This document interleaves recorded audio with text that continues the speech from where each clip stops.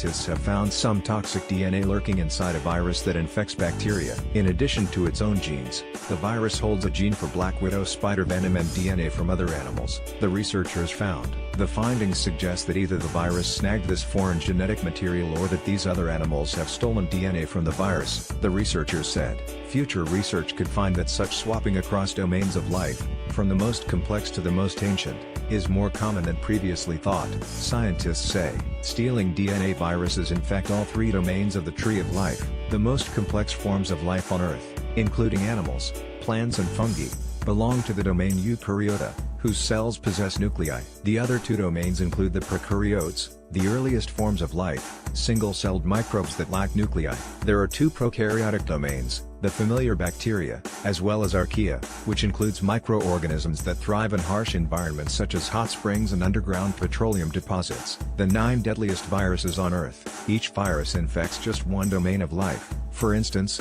bacteriophages, which are viruses that attack bacteria, cannot infect eukaryotes, or cells with nuclei. In part due to this specificity, scientists have explored using these so-called phages in therapies to kill antibiotic-resistant bacteria. Previous research found that viruses can pick up genes from their hosts, using this stolen DNA to evade and manipulate their victims. Because each virus infects only one domain of life, scientists would not expect a phage to possess animal DNA.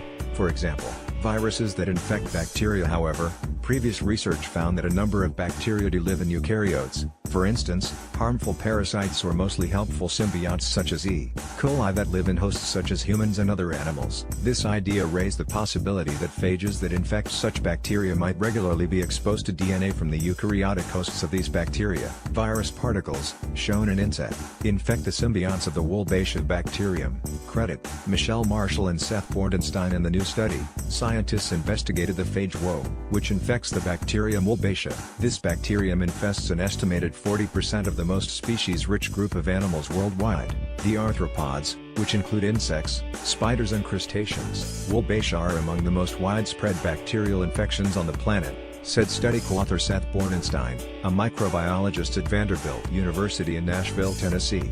The researchers found that this phage's genome, or the complete set of genes within each cell of an organism, contains a number of genes similar to some seen in eukaryotes. This is the first time, to the best of my knowledge, that animal genes were found in bacteriophages, Bordenstein told Live Science. One gene, the second largest seen yet in phages, is made of genes previously seen in eukaryotes and bacteria fused together. This combination gene includes DNA that was found previously in prior work to help create black widow spider venom. Other genes of this phage that were previously seen in eukaryotes are known to mediate interactions between microbes and hosts, trigger the death of host cells, and help in the secretion of proteins across cell membranes. Flow of genes. It remains uncertain how this phage uses these recently discovered genes. The researchers suggested that these genes may help the phage break into animal cells or evade animal immune systems to reach and infect their bacterial hosts. It also remains unknown how this DNA has flowed between this phage and animals. Although it is likely that the genes in the phage originally came from animals, the researchers have not yet ruled out the possibility that these genes in animals originally came from phages. We should consider all possible routes of transfer,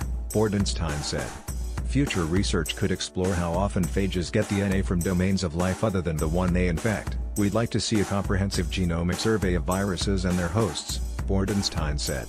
Bordenstein also noted that someday, this phage could be used to genetically modify Wolbachia. There's been long-standing interest in genetically editing Wolbachia. People have tried vigorously and failed, he said. Finding ways to tinker with Wolbachia might help fight the Zika and dengue viruses, Bordenstein said. When Wolbachia is present, in mosquitoes, dengue and Zika viruses are prevented from replicating at high rates, he said. Bordenstein and spouse Sarah Bordenstein, also a microbiologist at Vanderbilt University, detailed their findings October 11 in the journal Nature Communications. Original article on